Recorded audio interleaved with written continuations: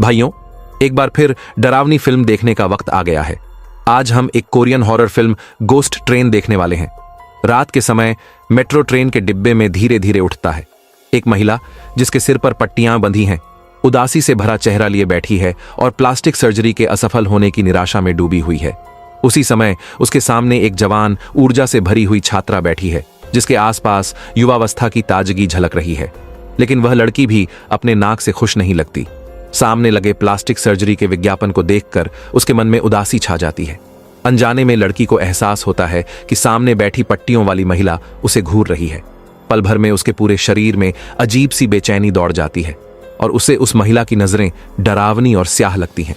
लड़की तुरंत मुड़कर वहां से जाने का फैसला करती है और अगली ट्रेन पकड़ने की सोचती है।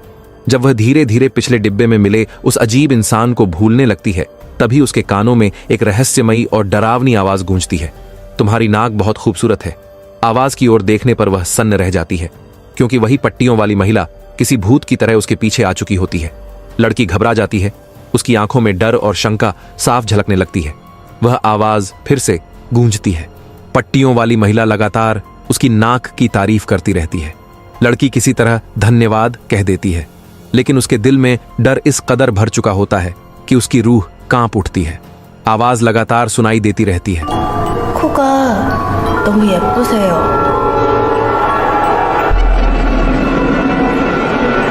और जब लड़की पलट कर देखती है तो सामने वाली महिला के चेहरे पर एक ऐसा खौफनाक मुस्कान होती है जो रोंगटे खड़े कर देती है, और उसकी नजरें सीधी लड़की की नाक पर टिकी होती हैं। लड़की देखती है कि उस महिला के हाथ में कोई अज्ञात तरल पदार्थ है। वह घबराकर पास के स्टेशन के प्लेटफॉर्म की ओर भागती है और दूर जाकर छिपने की कोशिश करती है। इसके बाद जब लड़की मुड़कर दोबारा देखती है तो हैरान रह जाती है कि वह शख्स पल भर में बिना कोई निशान छोड़े गायब हो चुका है। लड़की घबराकर इधर उधर देखने लगती है। उसने सपने में भी नहीं सोचा था कि मेट्रो स्टेशन पर उसकी मुलाकात एक ऐसे मानसिक रूप से अस्थिर इंसान से होगी जिसे जरूरत से ज्यादा सामाजिक घुल मिल जाने की बीमारी हो, और जो उसके साथ लकड़ी वाले खेल जैसा कोई अजीब और डरावना खेल खेलने लगे जिसमें किसी तरह की कोई सीमा ही ना हो। इसी पल लड़की हैरानी से महसूस करती है कि उसके आसपास मौजूद किसी भी इंसान को उस पट्टियों वाले गाय इंसान की मौजूदगी का एहसास तक नहीं है। पास आती हुई कदमों की आवाज और सामने वाले की पागलपन भरी हरकतें सुनकर लड़की जल्दी से अपना फोन निकालती है, लेकिन फोन के कैमरे में कुछ भी असामान्य नजर नहीं आता, जबकि कदमों की आवाज और भी तेज होती जाती है। लड़की डर के मारे चीख पड़ती है और देखती है कि सामने वाले के हाथ में कोई तेज एसिड है। वह तुरंत जान बचाकर भागने लगती है, जबकि पट्टियों वाला इंसान पीछे पीछे अजीब सी हंसी के साथ उसका पीछा करता रहता है। थोड़ी देर बाद लड़की चुपचाप स्टेशन के अंदर बने शौचालय में छिप जाती है और पुलिस को फोन करती है, लेकिन पुलिस की पूछताछ के दौरान एक पुलिस वाला अनजाने में जुबान फिसला देता है। वह उससे पूछता है कि क्या वह शौचालय में छिपी है, और उस पागल औरत के कुछ हुलिये के बारे में भी बता देता है। यह सुनकर लड़की सन्न रह जाती है, क्योंकि उसने अब तक हमलावर के लिंक का जिक्र ही नहीं किया था। तभी फोन के उस पार से धीमी सी खौफनाक हंसी सुनाई देती है। जब लड़की टॉयलेट के केबिन की ऊपर की तरफ देखती है तो उसे दिखाई देता है कि एक पूरा कप तेज एसिड उसकी ओर निशाना साधे हुए है, जो किसी भी पल उसके चेहरे पर डाला जाने वाला है। इससे भी ज्यादा डरावनी बात यह होती है कि बाहर निकलने का रास्ता पूरी तरह से बंद किया जा चुका है।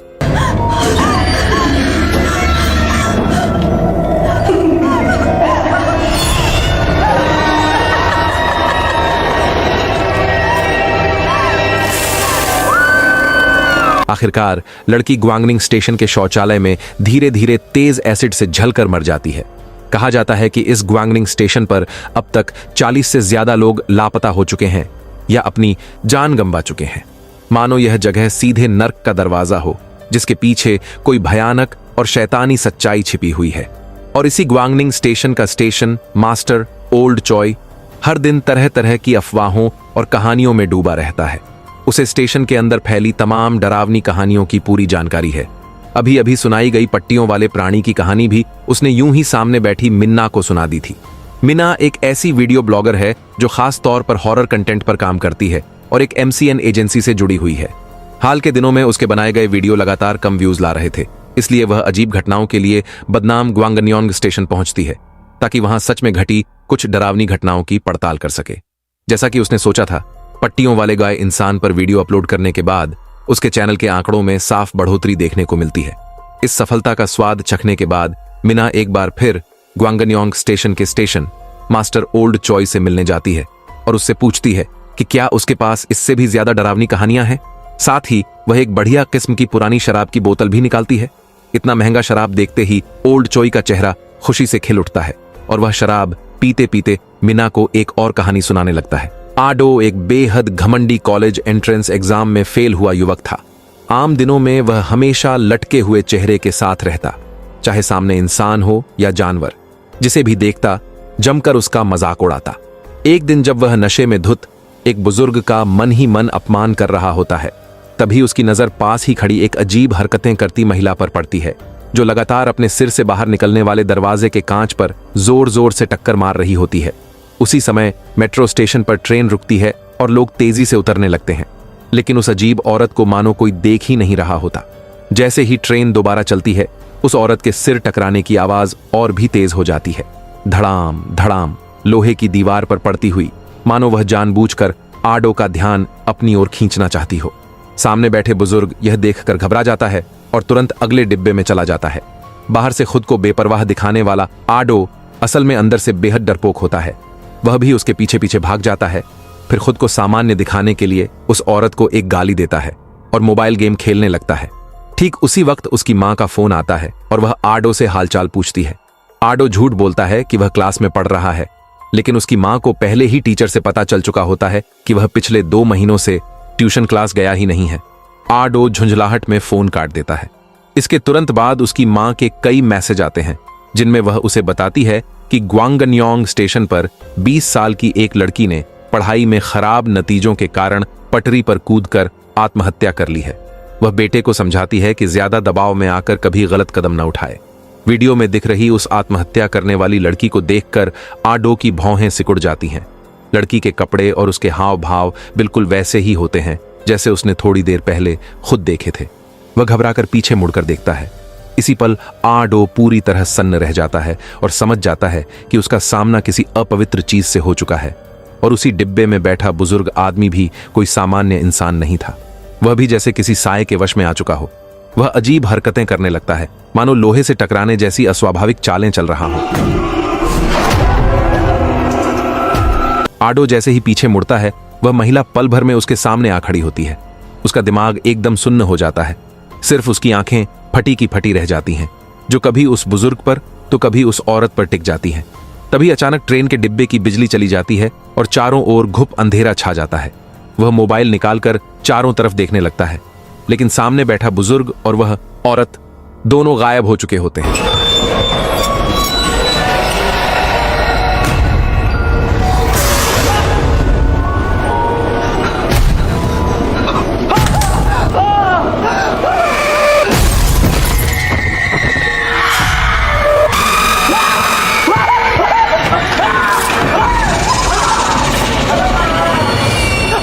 किसी तरह आडो डर की हालत से होश में आता है। उसका पूरा चेहरा पसीने से भीगा होता है। तभी मेट्रो स्टेशन पर रुकती है।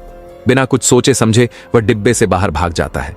अजीब बात यह होती है कि यह स्टेशन वही होता है जहां अजीब घटनाएं सबसे ज्यादा होती हैं, ग्वांगन्योंग स्टेशन। आडो सामने देखता है कि पुलिस की पीली चेतावनी टेप लगी हुई है और यही वही जगह होती है जहां उस लड़की ने आत्महत्या की थी। तभी पीछे से फिर वही जानी पहचानी टकराने की आवाज आती है। वह मुड़कर आंखों के कोने से देखता है और समझ जाता है कि वह अब भी इस बुरे सपने से बाहर नहीं निकल पाया है। उसके दिल में सर्द डर की लहर दौड़ जाती है। आडो की आंख से एक आंसू टपक पड़ता है।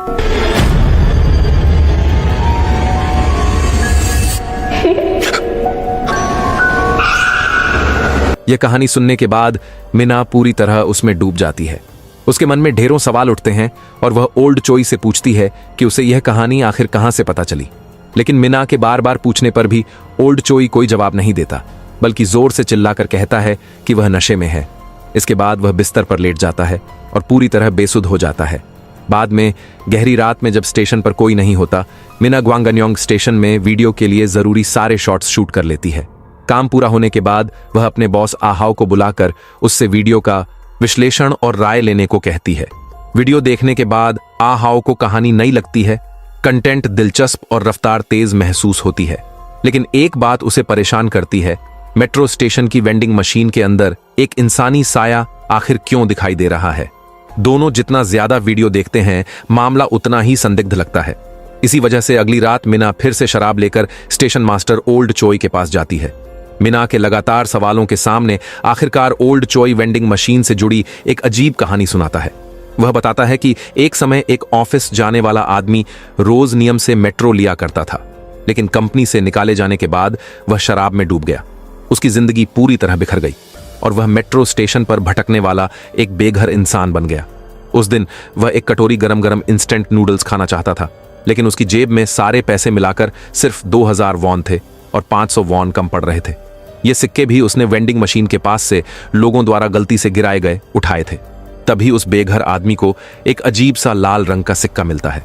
उसे नहीं पता होता कि इस सिक्के का क्या इस्तेमाल है, इसलिए वह उसे जेब में रख लेता है।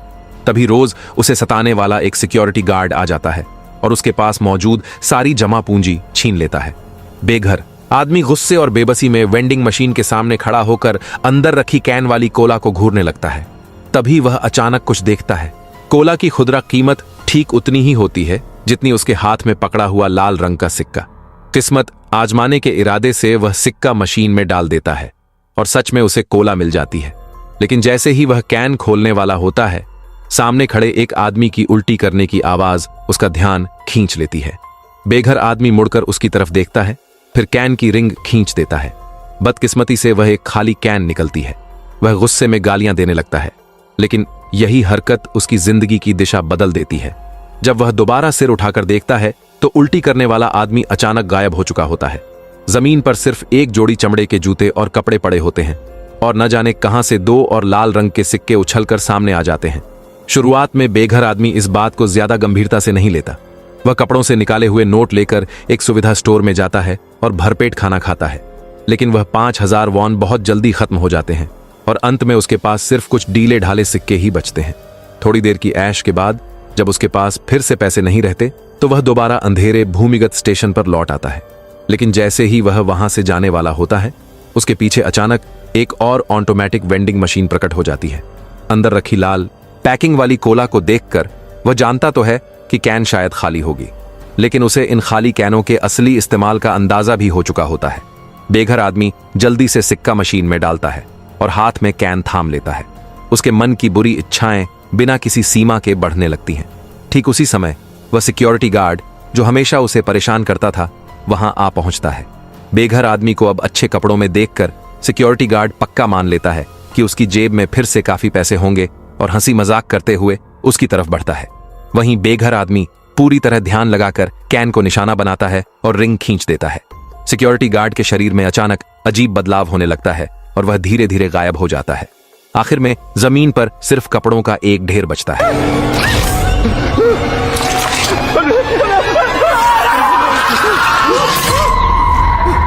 बेघर आदमी डर के मारे पीछे हटने लगता है, क्योंकि उसे भी समझ नहीं आता कि इसके पीछे आखिर कैसी तर्कहीन शक्ति काम कर रही है। तभी वह देखता है कि जो सिक्योरिटी गार्ड गायब हुआ था वह वेंडिंग मशीन के अंदर पागलों की तरह फड़फड़ा रहा है। तब जाकर बेघर आदमी को एहसास होता है कि यह एक ऐसा कैन है जो इंसानों को निगल जाता है। जमीन पर फिर से उछलकर गिरे 3 सिक्कों को देखकर उसके मन में अमीर बनने का ख्याल जन्म ले लेता है। इसके बाद वह अपनी पुरानी डरपोक हालत को पूरी तरह छोड़ देता है और स्टेशन के अंदर इधर उधर घूमकर अच्छे कपड़े पहने यात्रियों को निशाना बनाता है। उनका सारा सामान लूट लेता है और उनके कपड़े बेतरतीब ढंग से टॉयलेट के केबिन में फेंक देता है। जैसे जैसे पीड़ितों की संख्या तेजी से बढ़ती जाती है, बेघर आदमी की जिंदगी खाने पीने और पहनने के मामले में बेफिक्र हो जाती है। वह और भी ज्यादा बेकाबू हो जाता है और पूरी तरह अपनी लालसाओं का गुलाम बन जाता है। लेकिन कहावत है कि इंसान जितना पागल होता है उतनी ही जल्दी उसकी सजा भी मिलती है। एक रात वह रोज की तरह शराब पीकर धुत हालत में स्टेशन लौटता है। तभी वह देखता है कि उस डरावनी वेंडिंग मशीन के पास एक आदमी खड़ा है जिसने उसी जैसे कपड़े पहन रखे हैं। बेघर आदमी ध्यान से देखने की कोशिश करता है, लेकिन जितना देखता है उतना ही कुछ गड़बड़ लगने लगता है। तभी अचानक उसे उल्टी जैसा महसूस होता है और वह एक तरफ झुककर जोर जोर से उल्टी करने लगता है। उसकी यह हरकत सामने खड़े आदमी का ध्यान खींच लेती है और वह आदमी धीरे धीरे मुड़कर उसकी ओर देखने लगता है।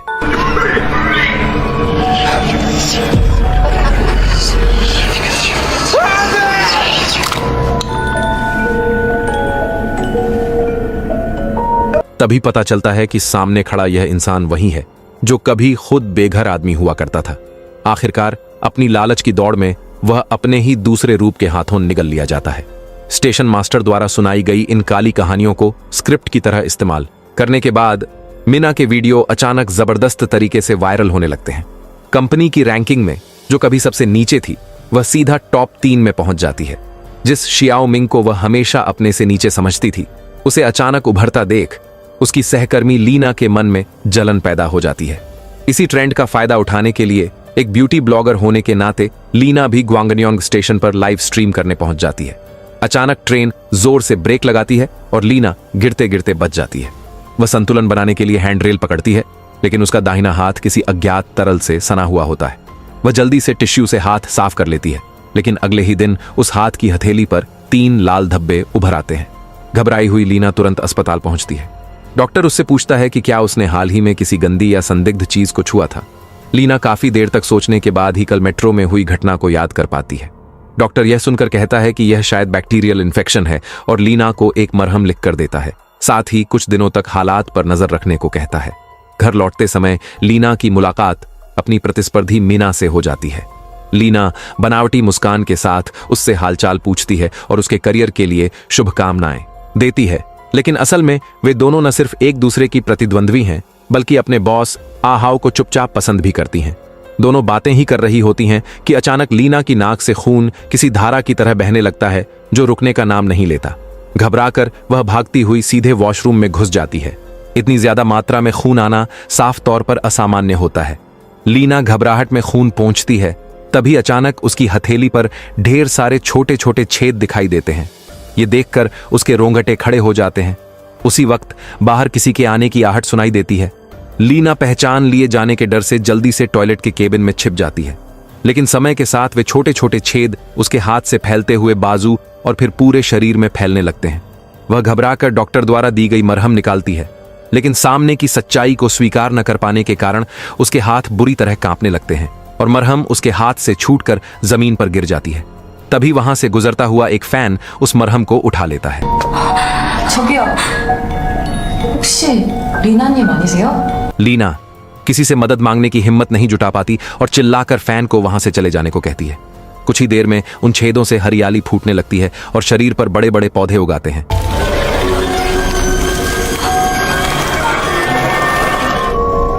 आखिरकार लीना उसी केबिन में हमेशा के लिए गिर जाती है और एक पौधे में तब्दील हो जाती है। भले ही यह मौत बेहद पीड़ादायक होती है, लेकिन अपने तरीके से वह वैसी ही खूबसूरत मौत मरती है जैसी वह चाहती थी। कैमरा बदलता है और मीना एक बार फिर स्टेशन मास्टर ओल्ड चॉय के पास पहुंचती है और उससे पूछती है कि क्या उसने कभी ग्वांगन्योंग कल्ट के बारे में सुना है। दरअसल अपनी जांच के दौरान मीना को पता चलता है कि यह ग्वांगन्योंग स्टेशन पहले उसी कल्ट का चर्च हुआ करता था। अपने नेता को अमर बनाने के लिए उस समय 40 अनुयायियों ने सामूहिक आत्महत्या कर ली थी। यही वजह है कि ग्वांगन्योंग मेट्रो स्टेशन पर बार बार लोगों की रहस्यमयी मौतें होती रहती हैं। इसलिए ज्यादा व्यूज हासिल करने के लिए मिन ग्वांगन्योंग कल्ट के लोगों का इंटरव्यू करना चाहती है। वह स्टेशन मास्टर से पूछती है कि क्या उसे उनकी सही लोकेशन के बारे में कुछ पता है। स्टेशन मास्टर शुरू में यह जानकारी देना नहीं चाहता और मीना को यहीं रुक जाने की सलाह देता है, लेकिन एक बार जब इंसान सफलता का स्वाद छक लेता है तो उसके लिए रुकना बेहद मुश्किल हो जाता है। मजबूर होकर स्टेशन मास्टर मीना को उनसे मिलने का तरीका बता देता है। वह कहता है कि हर रात ठीक 3:24 पर एक ट्रेन स्टेशन पर आती है। अगर वह उस ट्रेन में चढ़ जाए तो उन्हें ढूंढ सकती है। इस वक्त ट्रेन के आने में सिर्फ 4 मिनट बचे होते हैं। मीना उत्साह से भरी हुई इंतजार करने लगती है। तभी उसे बिल्ली की एक आवाज सुनाई देती है और वह उसी दिशा में चल पड़ती है। प्लेटफॉर्म की सारी लाइटें अचानक जल उठती हैं और उसके सामने न जाने कब से एक मध्यम उम्र का आदमी बैठा होता है, जिसकी पीठ पर एक कैट बैग टंगा होता है। ठीक उसी वक्त वह ट्रेन समय पर स्टेशन में दाखिल होती है। मीना बिना ज्यादा सोचे सबसे पहले ट्रेन के डिब्बे में घुस जाती है और पास ही बैठ जाती है। जब वह पीछे मुड़कर देखती है तो वह आदमी बेंच पर ही बैठा रहता है और ट्रेन में नहीं चढ़ता। मीना राहत की सांस ही लेती है कि अचानक वह आदमी झटके से उसके सामने आ बैठता है। मीना इधर उधर खिसकती है, लेकिन चाहे वह कुछ भी कर ले, उसे ऐसा महसूस होता है जैसे उसके शरीर में कोई चुंबक लगा हो जो उस आदमी की नजरों को लगातार अपनी ओर खींच रहा हो। जैसे ही मीना उठकर वहां से जाने लगती है, वह आदमी भी तुरंत खड़ा होकर उसके पीछे चल पड़ता है। तभी मीना को एहसास होता है कि उस कैट बैग के अंदर कोई बिल्ली नहीं, बल्कि उसका अपना ही सिर रखा हुआ है।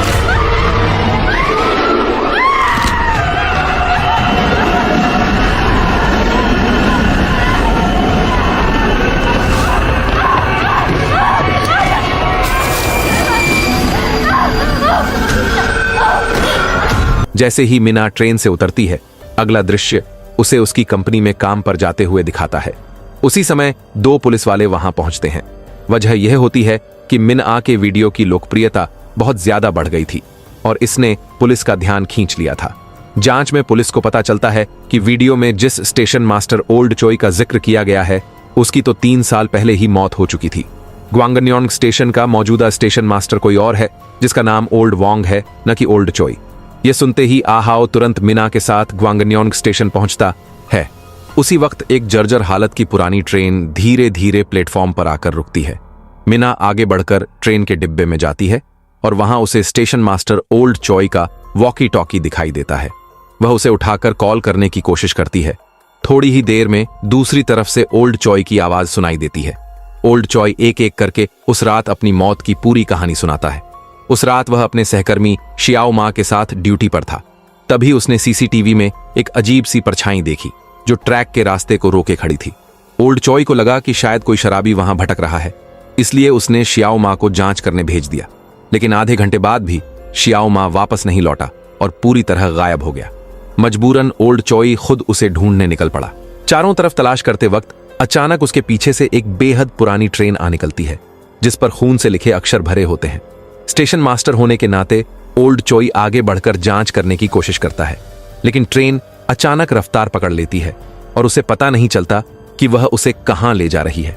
उसे सिर्फ इतना महसूस होता है कि डिब्बे के अंदर भयानक गर्मी है, तापमान इतना ज्यादा कि उसके चमड़े के जूते तक पिघलने लगते हैं। तभी खिड़की से उसे शियाओ मा दिखाई देता है, जिसे देखकर उसके दिल में खुशी की लहर दौड़ जाती है।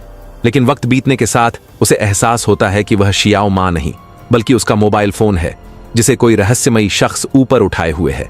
वही शख्स यकीनन ग्वांगन्योंग कल्ट का मुखिया होता है।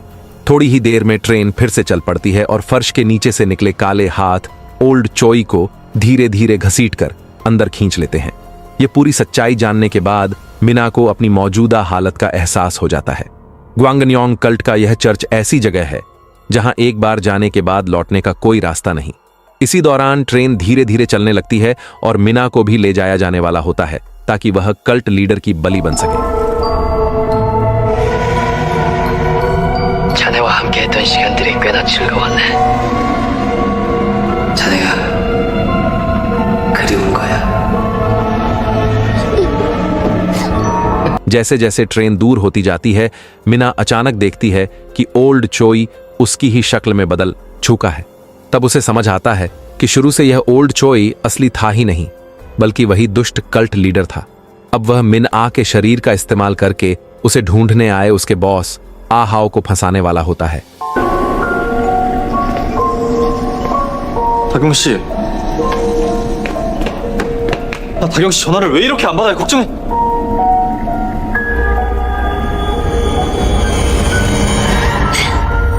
और इसी रहस्य के साथ गोस्ट ट्रेन यहीं खत्म हो जाती है।